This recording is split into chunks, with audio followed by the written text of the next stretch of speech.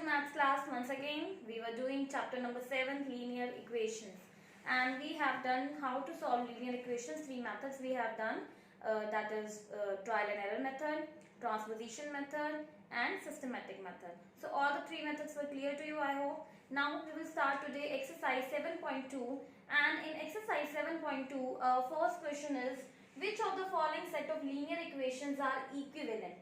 When we have to tell that linear equations are equivalent or not, so how we have to tell they are equal?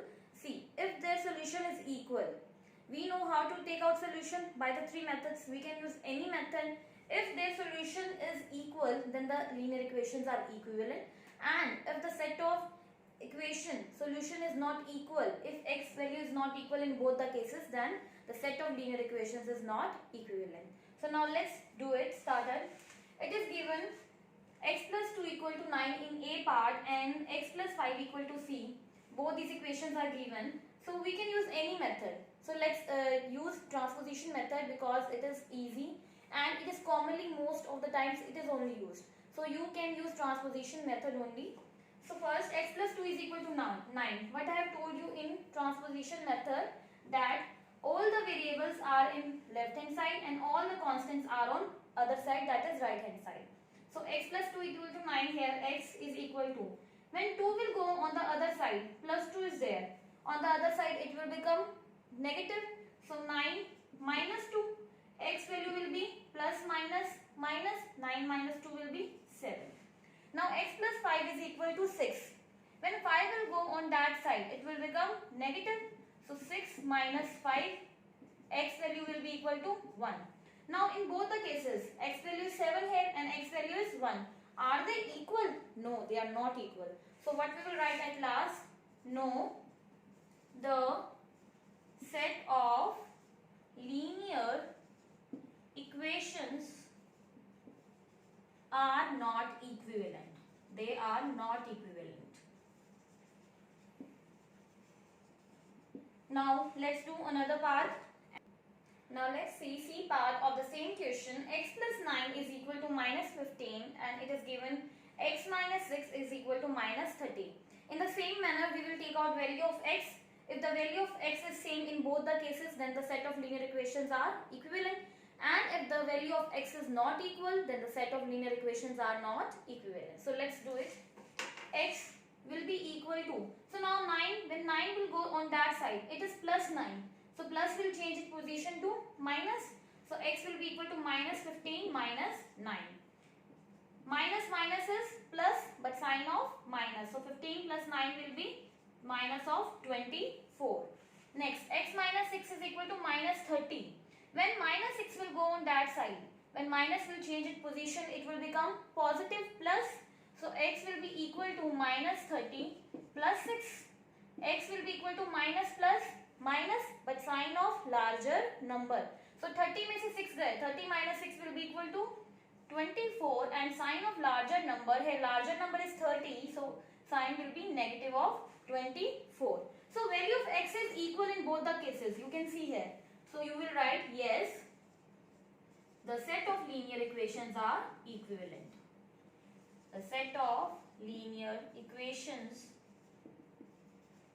are equivalent. Of the same question, B and D part, you have to try yourself. Now let's see second question. Now let's see third question. It is given the 3 sides of a triangle are consecutive integers and their perimeter is 72 centimeter. Find the measure of each side of the triangle. So first of all, what is given, we have to see. It is given that the sides of the triangle are consecutive integers. Now what does consecutive means? Consecutive means लगातार. लगातार जो 3 side हैं triangle की, वो क्या है? क्या है वो? Integers हैं. Consecutive integers हैं. So what we will take? So now we know a triangle has 3 sides.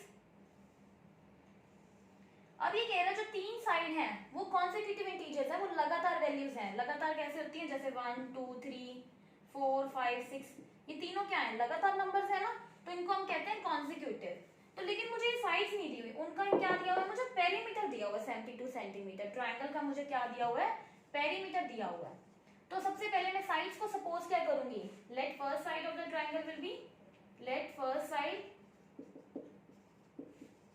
Of triangle is equal to x। अब पहली x है तो दूसरी उसके बाद नेक्स्ट ही होगी, तो हम उसको क्या कहेंगे x प्लस 1, और तीसरी क्या हो जाएगी x प्लस 2, क्योंकि वो तीनों वैल्यूज क्या है, लगातार वैल्यूज हैं। तो फर्स्ट साइड मेरी क्या होगी ट्रायंगल की x, सेकंड साइड होगी मेरी क्या होगी, let second side of triangle is equal to x plus 1 and let third side is equal to x plus 2। अब तीनों साइड्स का मुझे क्या दिया हुआ है, पेरीमीटर दिया हुआ है, ट्रायंगल का मुझे पेरीमीटर दिया हुआ है 72 centimetre, and I know that what is perimeter of triangle, perimeter of triangle is equal to sum of all the sides of a triangle. So perimeter is equal to sum of all sides of a triangle.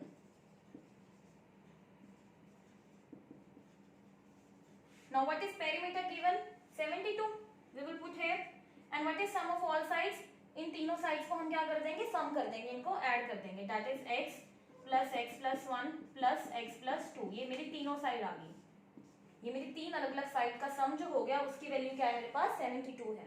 Now it is given find the measure of each side of the triangle, मुझे हर एक side का measure find करना है। So what I will do, पहले तो मैं इसको add करती हूँ, x को इकट्ठा कर लो साथ में, x plus x 3 times x है, उसके बाद क्या बचा प्लस 1 प्लस 2, और मेरे पास क्या है यहाँ पे 72, तो 3 बार x को ऐड करूंगी क्या आ जाएगा 3x plus 3 is equal to 72 के इक्वल है। हम इसको और कैसे लिख सकते हैं,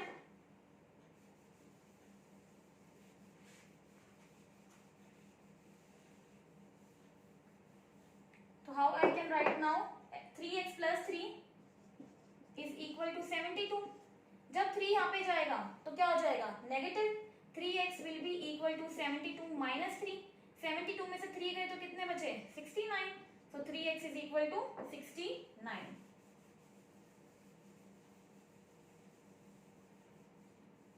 Now let's take out value of x, 3 यहाँ पे x के साथ क्या है मल्टीप्लाई में है, और जब मल्टीप्लाई अपनी पोजीशन चेंज करता है तो क्या हो जाता है divide, so x will be equal to 69 divide में 3 क्या आ जाएगा 3 2 जा 6 3 3 जा 9, तो x की वैल्यू मेरे पास क्या आ गई 23, x की वैल्यू आ गई तो मैं बाकी x प्लस 1 और x प्लस 2 की भी वैल्यू निकाल सकती हूँ, और मुझे क्वेश्चन में बताना क्या था, it was given that find the measure of each side of the triangle.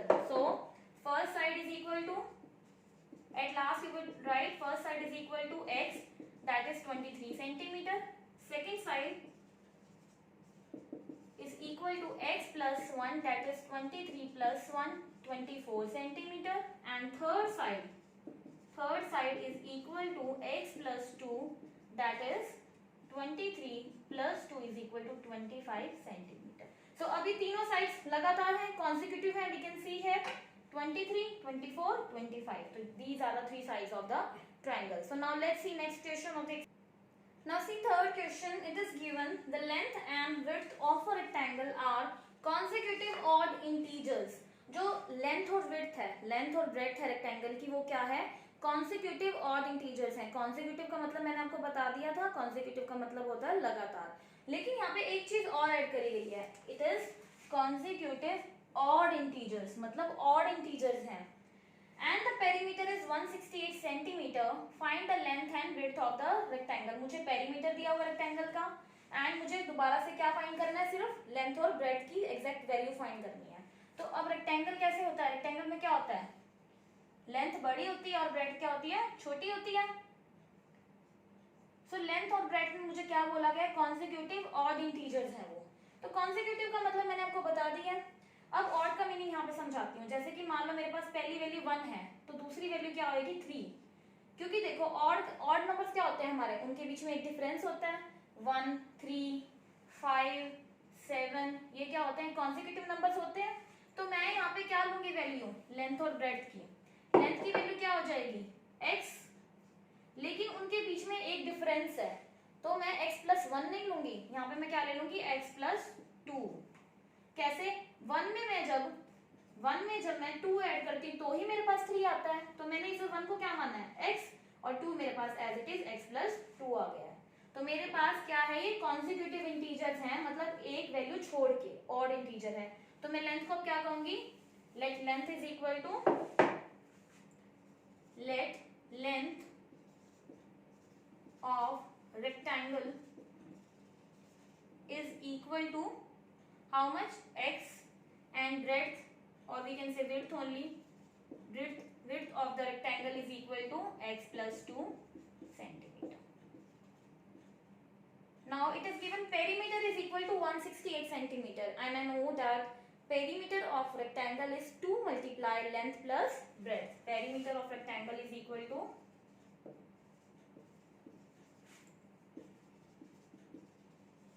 2 multiply length plus breadth, and value of perimeter is given how much, 168 centimeter. So we can equate both the equations. Here perimeter की value भी मुझे दी हुई है 168, और perimeter मुझे पता ही है rectangle का क्या होता है, 2 multiply length plus breadth. So 2 length plus breadth will be equal to 168. Now putting value of length plus breadth, length is x, breadth is x plus 2 equal to 168. Now 2 multiply में है, x plus x कितने हो जाएंगे, 2x plus में 2 equal to 168. अब 2 जो है वो मल्टीप्लाई में है, यहाँ पे जाके क्या हो जाएगा, डिवाइड हो जाएगा. So 2x plus 2 will be equal to 168 divided by 2. क्या आ जाएगा मेरे पास, 2 8 16, 2 4 8. तो 2x plus 2 की वैल्यू क्या आ गई मेरे पास, 84. नाउ अब ये वाला 2 जब इस साइड जाएगा तो क्या हो जाएगा, माइनस हो जाएगा. So 2x will be equal to 84 minus of 2. 2x will be equal to 82. 84 में से 2 गए, 82. 2 मल्टीप्लाई में x के साथ, अगर वो दूसरी साइड जाएगा तो क्या हो जाएगा, डिवाइड. So 2 4 8, 2 1 2. तो x की वैल्यू क्या आ गई मेरे पास, 41. तो लेंथ मेरे पास अब क्या आ जाएगी, length will be equal to x, that is 41 centimetre. और ब्रेड्थ मेरे पास, ब्रेड्थ या विड्थ एक ही बात है. ब्रेड्थ मेरे पास क्या थी, x plus 2. तो हम क्या लिख सकते हैं, x plus 2 that is 41 plus 2 that is 43 centimetre. तो ये मेरे पास दोनों लेंथ और ब्रेड्थ की वैल्यूज आ जाएंगी. नाउ वन मोर थिंग कि मेरे पास लेंथ क्या होगी, लेंथ होगी x plus 2 और ब्रेड्थ होगी x, क्योंकि लेंथ क्या होती है, लॉन्गेस्ट साइड होती है, और ब्रेड्थ क्या होती है, छोटी होती है. तो ब्रेड्थ को इसलिए मैं क्या मानूंगी, विड्थ को मैं क्या मानूंगी, x मानूंगी, और लेंथ को मैं क्या मानूंगी, x plus 2, क्योंकि x छोटा है और x plus 2 क्या हो जाएगा, बड़ा हो जाएगा, और लेंथ मेरी लॉन्गेस्ट साइड होती है बेटा. तो यहाँ पे लेंथ कर लेना और यहाँ पे विड्थ आ जाएगा. लास्ट में भी बस यही होएगा, जो x की वैल्यू आई है, अब x की वैल्यू किसकी है, वो विड्थ की है, मतलब ब्रेड्थ था ये मेरे पास, ब्रेड्थ 41 सेंटीमीटर है, और लेंथ मेरे पास क्या आ गई है, x plus 2 that is 41 plus 2 43 centimeter. So now let's move it forward to next question. Now see fourth question. It is given Anita is twice as old as her brother. मतलब उसकी brother की as से, अनीता के brother की as से अनीता की जो as है वो ट्वाइस है. ट्वाइस मीन्स 2 टाइम्स है, 2 टाइम्स ज्यादा है. इन 6 years from now, 6 years from now मतलब 6 साल बाद, after 6 years the sum of their ages will be 39. उनकी जो एज का सम होएगा, एडिशन होएगा दोनों की एज का, अनीता का भी एंड अनीता के ब्रदर का भी, that will be 39. How old are they now, अब उनकी एज कितनी है, प्रेजेंटली एज उनकी कितनी है. तो हम क्या करेंगे इसमें, it is given how old are they now. तो हम क्या करेंगे, पहले प्रेजेंट एज को सपोज करेंगे. So let present age of brother, क्योंकि अनीता की एज जो दी गई है ब्रदर की वैल्यू के सपोज में दी हुई है, तो जिसके सपोज में वैल्यू दी हुई होती है, that value we have to suppose x, any value x y anything you can suppose. So let age of Anita's brother is equal to x years. Then let age of Anita, तो अनीता की age कितनी हो जाएगी, it is given twice. Twice means 2 times, 2 multiply में, तो 2 times of age of his brother, her brother. So her brother age is x, so 2 times of x years, or we can also write 2x years. Now what next is given, 6 years from now, 6 साल बाद उन दोनों की as का जो सम है वो कितना हो जाएगा, 39 हो जाएगा। और कितनी साल बाद, 6 साल बाद। So after 6 years अनीता's brother age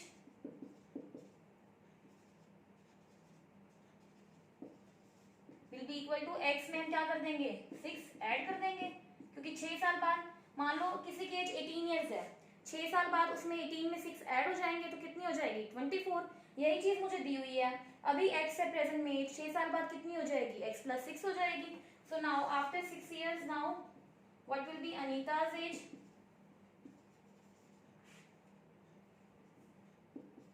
अनीता's age will be equal to कितनी है प्रेजेंट में, 2x, तो 2x प्लस में 6 years।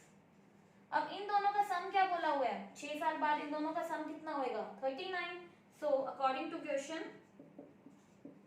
x प्लस 6 प्लस में 2x plus 6, their sum will be equal to 39। तो हम क्या करेंगे, अब वेरिएबल में वेरिएबल को ऐड कर देंगे, x प्लस 2x, और न्यूमेरिकल वैल्यू में numerical value, that is 6 plus 6 is equal to 39।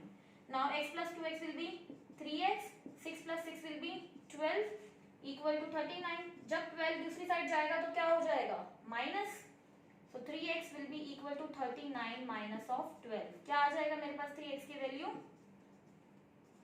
27। अब 3 मल्टीप्लाई में है x के साथ, 3 मल्टीप्लाई में है x के साथ, दूसरी साइड जाके क्या हो जाएगा, divide, so 3 will be eliminated from here, 3 9 से 27, तो x की वैल्यू मेरे पास क्या आ गई, 9 आ गई।